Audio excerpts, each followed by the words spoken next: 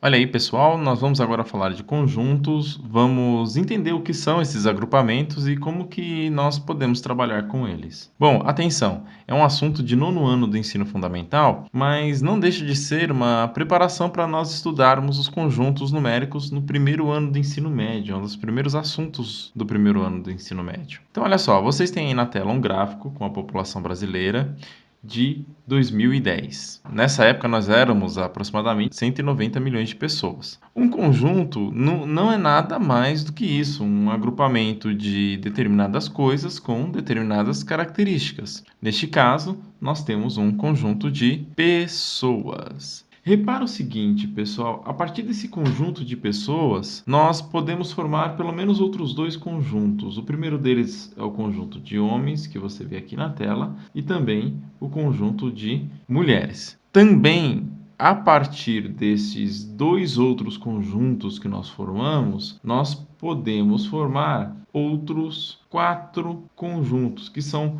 os conjuntos das cores de pele, né? Então, a partir de um único conjunto, o primeiro conjunto, que é o conjunto da população brasileira, podemos formar outros dois conjuntos, que são os conjuntos de homens e mulheres, e a partir de cada um desses conjuntos, podemos também formar quatro outros conjuntos, por exemplo, que são os conjuntos das cores. E a pergunta é: como nós podemos representar tudo isso?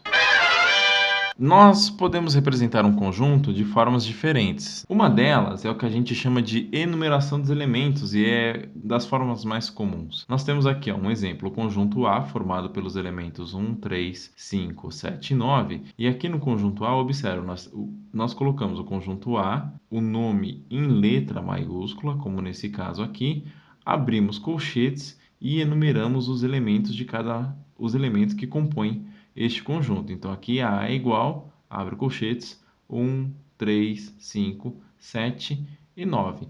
Essa é uma das formas conhecidas por enumeração de elementos. A outra forma que nós encontramos também é através da representação de uma propriedade comum dos elementos do conjunto. Então, observe só esses números que nós temos aí na tela. Nós temos o 1, o 3, o 5, o 7 e o 9. Ou seja, observe só, são números naturais menores que 10. Nós podemos dizer assim que A é o conjunto dos elementos x, tal que, essa barrinha significa tal que, x é um número natural ímpar menor que 10. Nós colocamos o x aqui porque o x é uma incógnita e vocês sabem que uma incógnita ele pode se referir a qualquer coisa. Nesse caso, se refere a qualquer número que possa fazer parte do conjunto. Entretanto, para fazer parte do conjunto é necessário atender a essa condição. No caso, tem que ser um número natural ímpar menor que 10. Outra forma bastante conhecida de nós representarmos um conjunto é através do diagrama de Venn, que é esse diagrama que vocês estão vendo representado aqui. Repare só, nós temos uma circunferência em que nós colocamos o nome do conjunto, nesse caso A,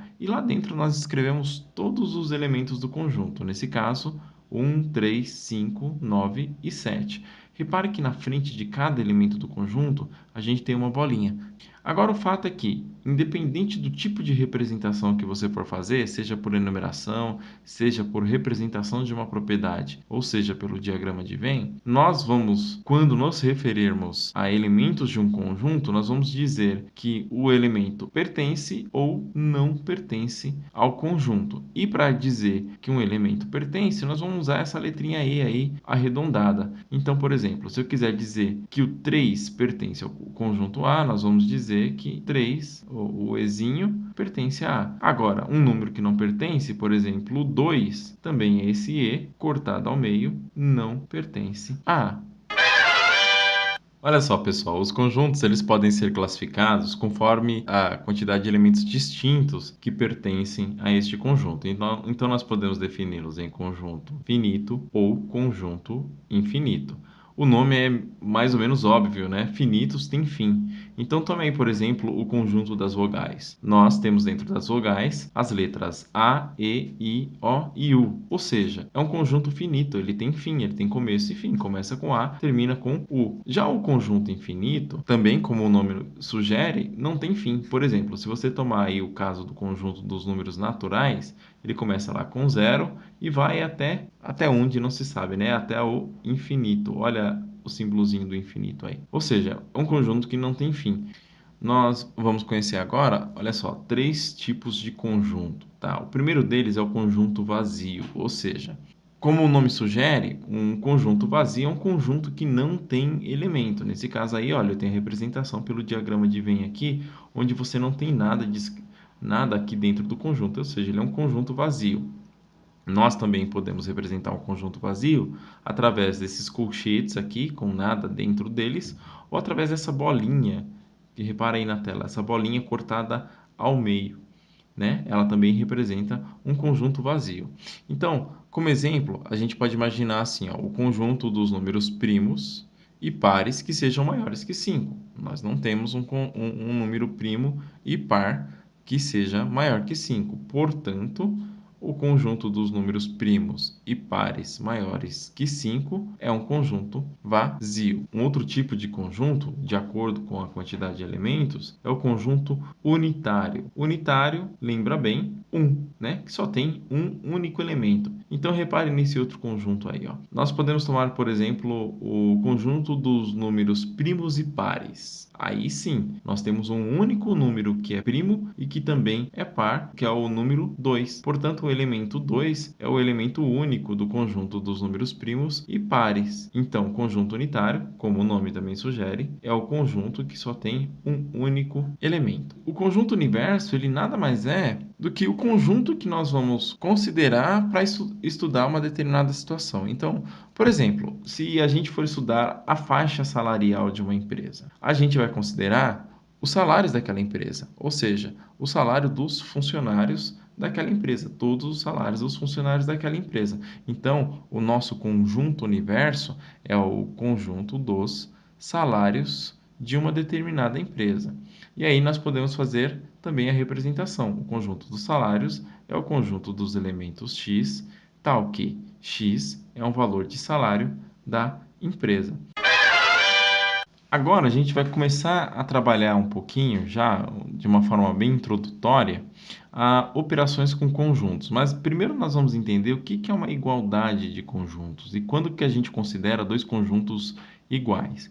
Por exemplo, nós temos aí três representações de um mesmo conjunto. O primeiro é o conjunto A, que é o conjunto dos elementos x, tal que x é uma das letras da palavra arara. O outro conjunto, aqui eu já faço por enumeração mesmo de elementos, é o conjunto B, que é igual a R, A, R e A. E também temos o conjunto C, que é formado pelos elementos A e R. Todos eles são componentes da palavra arara. Ou seja, nós podemos considerar os três conjuntos como conjuntos iguais. Todos têm o mesmo elemento. Aqui nós temos, por exemplo, no conjunto B, nós temos A e temos R. No conjunto C também temos A e também temos R. E no conjunto A, ele está dizendo para a gente que é uma das letras da palavra arara. Olha aqui, a palavra arara também tem A e R conforme nos outros dois elementos. Então, nos outros dois conjuntos. Portanto, esses outros dois conjuntos são iguais ao conjunto A. Então, nós podemos dizer que A é igual a B, que é igual a C.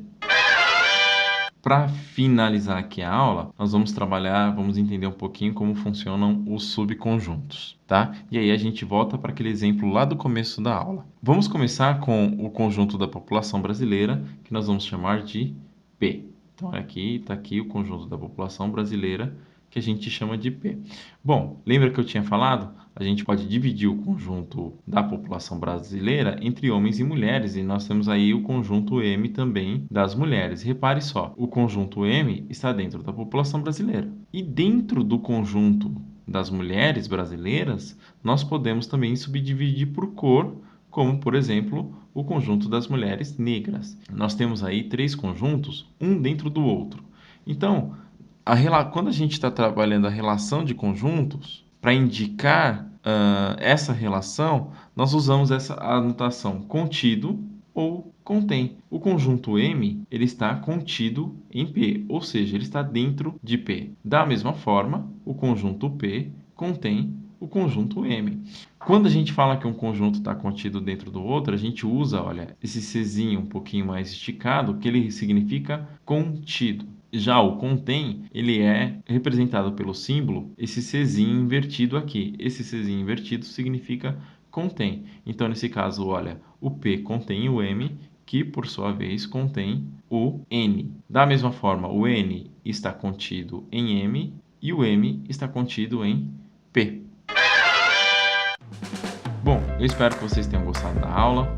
Se vocês gostaram, não esqueçam aí de dar o seu joinha, de se inscrever no canal, de convidar os seus amigos a fazerem parte e também de compartilhar o vídeo. Até uma próxima, fiquem com Deus e tchau!